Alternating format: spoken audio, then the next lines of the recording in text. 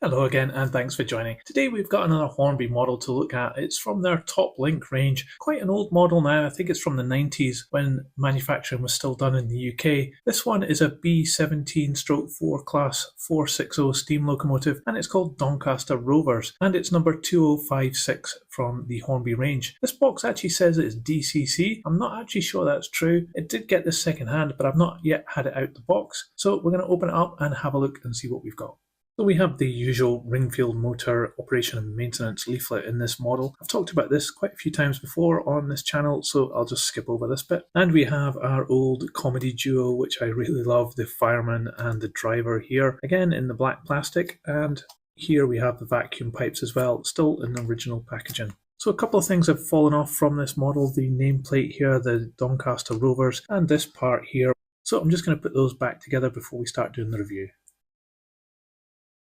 Okay, now we've got this locomotive back together, we can do a proper review of it. This just pushed in, by the way. I think it's probably going to fall out again because it's quite loose. I think it maybe needed some glue or something like that to hold it in. And the metal part here just fit in behind it. Quite a neat arrangement of how to fix this piece of metal onto the model. Let's hope it holds together for this review. So as is very typical of Hornby models of the time, it has this metal handrail running over the top of the smoke box here and the whole length of the locomotive. I quite like these metal handrails and it goes through these plastic studs pretty well. The smoke box door is quite plain though, there's not much detail on it at all, and we can see some real bad problems here with the paintwork. It looks as though the red or the buffer beam has been sprayed on and some overspill has happened up here. So that's a real poor attention to detail. The masking on this model is really terrible. However, the red of the buffer beam is really quite good. It's got the holes there for the vacuum pipe, but it has another bit of black here. Not sure if that's damage or it's come out the factory like that. It has the number printed on the bottom there, which is actually really quite nicely done.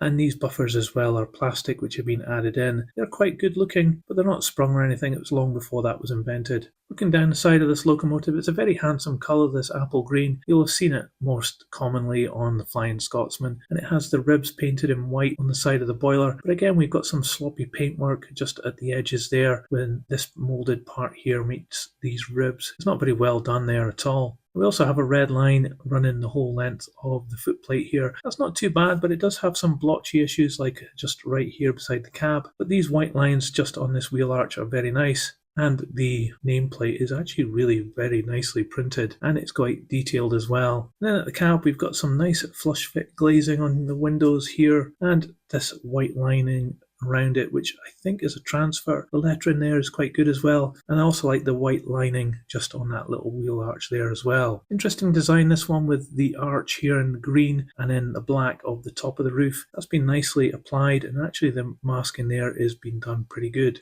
There's meant to be a handrail here, which has just been moulded into the main piece of plastic and picked out in white. We've got a couple of little step things here as well in the main moulding. Pistons here are moulded in black and then they've been painted green with this white surround, and that's been done pretty good as well. Because this is tender driven, these wheels can just revolve freely and you can see the action of valve gear. Quite an interesting setup this locomotive has got, but this is obviously well over scale and it's also bright silver as well, as is the wheels, but the innards of the wheels are painted green.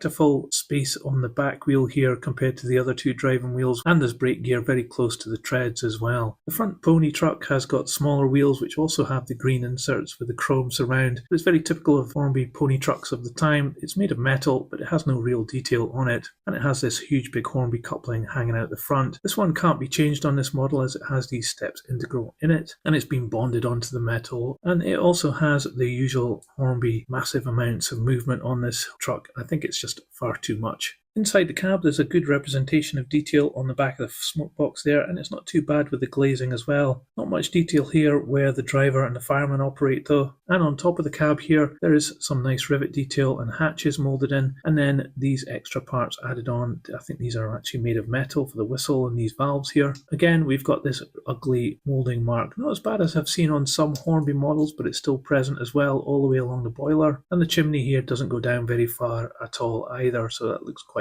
unrealistic. Nothing of any real interest underneath this model, although it does have some spring detail just behind the main driving wheels here, which is quite nice. It does look quite characterful locomotive and got some nice lines to it, and I like the offset of the back wheel here. That makes it quite unusual. Let's have a look at the tender. So heavier than the locomotive because the motor's inside here. It'll be another Ringfield motor. At this end of the tender we've got a bit of detail here moulded in, not as good as I've seen on some models, and it has some boxes up here with bracket detail on it. The coal is not too bad on this model. I've seen worse. It is also stacked all the way up to the top, but it does have this shine to it. So again, it could benefit from being dulled down a little bit, and a bit of weathering might help as well. At the back of the tender on this one, we've got these two extra tanks and the water filler cap here. These are moulded quite nicely. I think these are extra parts that have been put on, but the water filler is just part of the main moulding. The side of the tender is this nice green colour again, and it's got some really nice lining around the outside here in the white, and then this double white line here with a black in the middle, and then it has the LNER, very characterful lettering, and that is a very good transfer as well. This one does have a metal handrail here, and it's not part of the moulding, it's been added in. That's really good. They didn't put one at the back here, and this is part of the moulding, and it's been picked out in silver.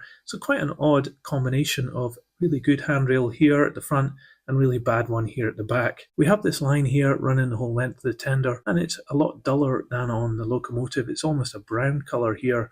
It could have faded with age, but it's pretty sad that that's happened. The side moulding here has got some really good rivet detail around the axle boxes and the springs here. At the back of the tender, another great handrail, got a couple of steps moulded in and some brackets and things. It's looking actually quite good at the back here. Got a very glossy buffer beam though, and again these plastic buffers. Coupling on this one, it can be removed. It's fitted in with this screw here. And looking down under here, we've got the typical Ringfield setup. Two of these axles are driven, the two outside ones, and you can see it has traction tires, and the middle ones are free to revolve. Even though this one has a gear wheel on it, it's actually not driven. Anyway, let's put this on the test track and we'll see how it runs. Okay, here it is on the test track. Let's give it some power and see what happens.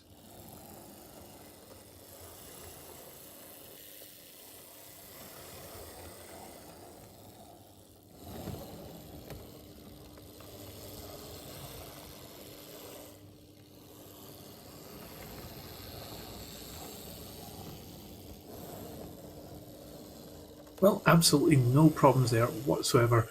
As soon as I put the power on, it just started moving, and it's very smooth and also very quiet. I am really impressed with this Ringfield motor. You know, a lot of people slag them off, but I actually really like them. And this model seems to have no problems at all moving along on even that ropey old test track that I have. So let's see how much this weighs.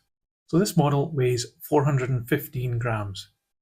So I've just taken the tender apart here, and we do in fact have a DCC chip sitting here on the side of the Ringfield motor. I've never seen a DCC fitted Ringfield motor before, so somebody's obviously taken the time to make this digital, but it still ran analog. I was using my old H&M controller in order to get this moving on the video here. So that is quite interesting that you can fit DCC onto these old Ringfield motors. This Hornby model of Doncaster Rovers, I think, is a bit of a mixed bag, and that is indicative of Hornby models of this era. They do come with some positives and also usually a whole bunch of negatives, and this model is no exception. Some of the things I like about this is that the proportions of the model look really quite interesting, and I like how the driving wheels have that offset on them. This LNER class of locomotive is very handsome, and the colour combination is really good as well. You can't go wrong with this apple green, I think, and matched with the black with a white lining. It's a real good colour combination that appeals across the board. So the positives on this particular model are things like the whistle and the extra little parts that have been added on the top of the boiler, the handrails on the back of the tender